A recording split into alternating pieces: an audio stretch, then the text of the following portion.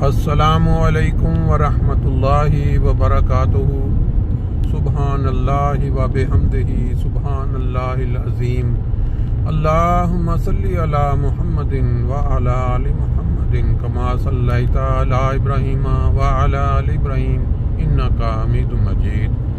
اللہم بارک علی محمد وعلی آل محمد کما بارکت علی ابراہیم وعلی آل ابراہیم انک حمید مجید۔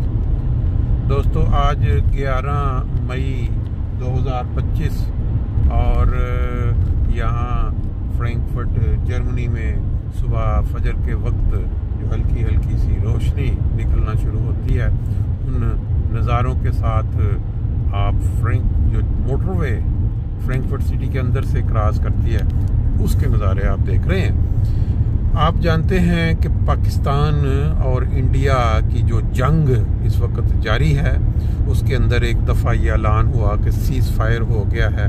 اس کے پیچھے کیا عوامل تھے، کس نے کروائی، اللہ بہتر جانتا ہے۔ بظاہر یہی لگ رہا ہے جی ٹرمپ نے اس کے اوپر پریشر ڈالا دونوں پہ، اور یہ ایک دفعہ سیز فائر ہوئی۔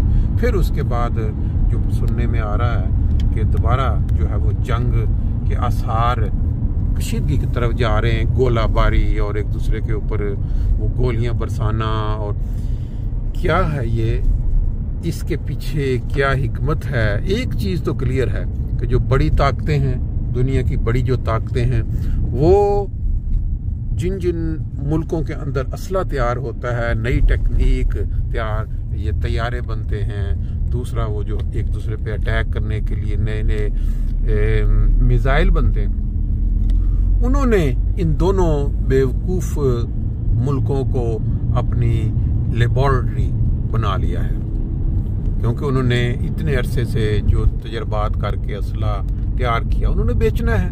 آپ کو پتہ ہے 1965 کی جنگ ہوئی، پھر 1971 کی جنگ ہوئی، پھر یہ جو یوکرائن میں اور رشیا کی جنگ۔ اور ایک چیز بڑی کلیئر ہے کہ اسرائیل نے اپنے جتنے لیٹسٹ ہتھیار امریکہ یا یورپ سے لے کے مظلوم فلسطینیوں پہ استعمال کیے، اور آگے سے کوئی جواب نہیں تھا کیونکہ ان کے پاس نہ ہتھیارے تھے، نہ ان کے پاس میزائل تھے، نہ ان کے پاس کوئی ایسی وہ بڑے سکون کے ساتھ بلا خوف انسانی جانوں کے ساتھ، انسانی خونوں کے ساتھ کھیلتے رہے۔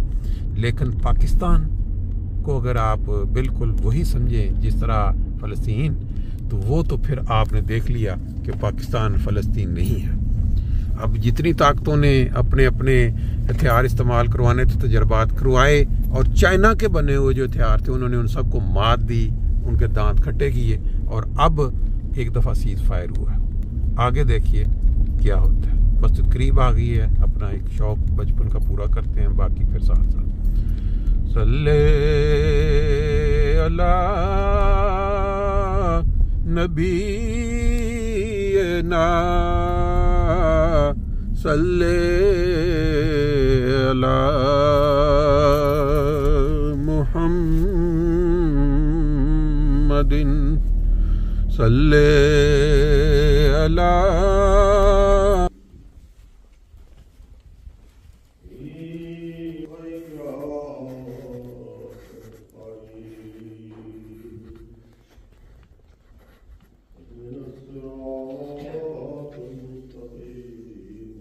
تمہارے رب کی طرف سے آگے ہیں، اور جو دیکھے گا فائدہ پائے گا، اور جو نہ دیکھے گا وہ نقصان اٹھائے گا۔ پھر فرمایا کہ والذین اذا ذکروا بآیات ربہم لم یخروا علیہا صما وعمیانا، یعنی مومن وہ ہوتے ہیں کہ جب ان کے سامنے ان کے رب کی آیات کا ذکر کیا جائے تو وہ ان کی طرف بہرے اور اندھے ہو کر توجہ نہیں کرتے، بلکہ کان اور آنکھیں کھول کر اللہ تعالیٰ کی آیات کو سنتے ہیں۔ اس آیت میں ان کو بھی اندھا کہا ہے جو کسی بات کو بغیر تحقیق کے مان لیتے ہیں۔ پھر فرمایا ہے وَمَنْ أَعْرَضَ عَنْ ذِكْرِي فَإِنَّ لَهُ مَعِيشَةً ضَنْكًا وَنَحْشُرُهُ يَوْمَ الْقِيَامَةِ أَعْمَىٰ، یعنی کسی شخص کا آیات سے منہ پھیرنا ہی اس کا اندھا ہونا ہے۔ غرض عامہ وہ ہے جو حقیقت اور ان بصائر کو جو خدا تعالیٰ کی طرف سے آتے ہیں نہ دیکھے تو ایسا شخص وہاں بھی خدا تعالیٰ کا دیدار نہ کر سکے گا اور اندھا رہے گا، کیونکہ اس نے دنیا میں اپنی مرضی سے اپنے لیے اندھا ہونا پسند کیا تھا۔ اس آیت کا یہ مطلب نہیں کہ دنیاوی اندھے اگلے جہان میں بھی اندھے ہوں گے۔